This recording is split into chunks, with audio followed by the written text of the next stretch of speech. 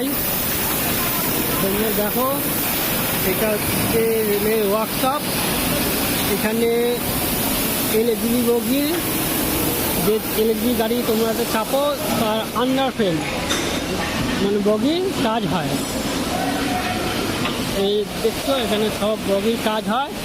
এই বগিগুলো এখান থেকে রিপেয়ার হবে, রিপেয়ার হয়ে চাকায় বসবে, বসে এখান থেকে আউট হয়ে যাবে।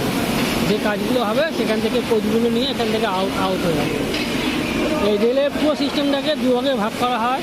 একটাকে বলা হয় কোচ, যেটাতে সাধারণ মানুষ চাপে, আর এইটা চাকার উপর বসে, এগুলোকে বলা হয় বগি।